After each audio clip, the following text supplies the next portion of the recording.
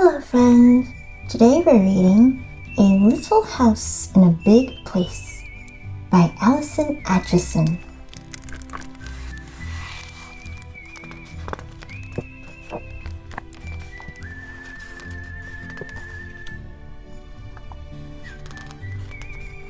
A girl lived in a little house in a little town in the middle of a big place. Clickety-clack tracks crossed the field behind.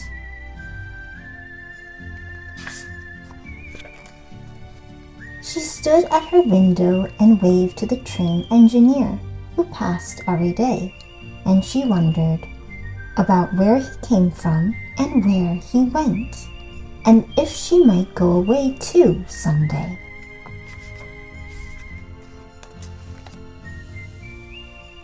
The train engineer drove east through the night and west as the sun came up. He drove past many towns, but in this one town, a little girl waved to him from a house with shining colored lights. His train came over the horizon every morning. One moment there was only sky, and the next moment there would be a dot that got bigger and bigger and bigger, and the dot would become the train. Every morning the girl waved and the engineer waved back.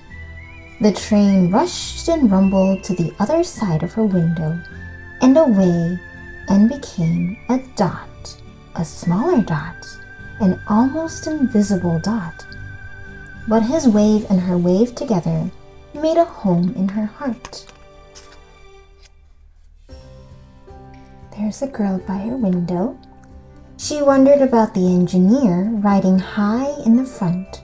She wondered if he liked his uniform and his engineer's cap.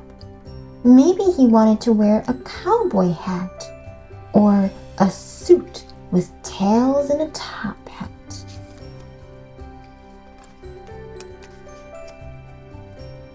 She didn't know his name, and he couldn't know hers. She didn't know that this day would be his last day driving that train.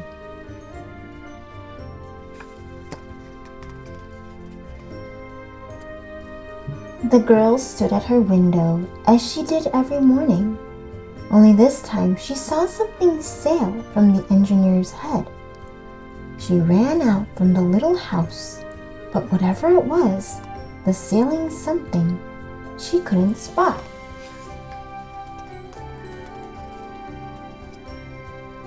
Instead, she found wild strawberries, hidden and sweet, and wildflowers along the tracks.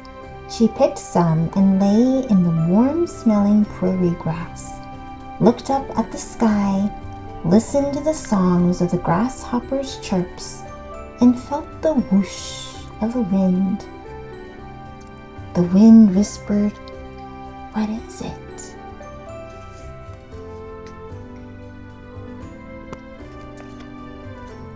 The girl stood and let the wind push gently at her back.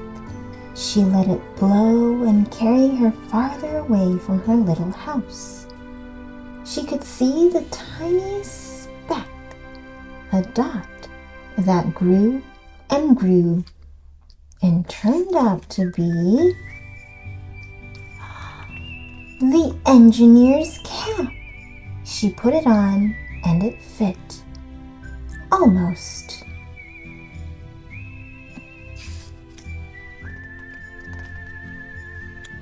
The train still came over the horizon every morning with a different engineer, but the girl didn't always wait by the window. Sometimes she painted pictures. Sometimes she danced. And sometimes she made up songs to play on the guitar.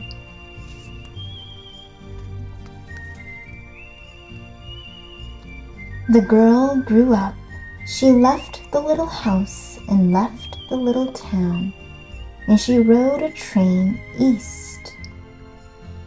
East to where the sun rises, disappearing into a small dot on the edge of the big sky, but ending up somewhere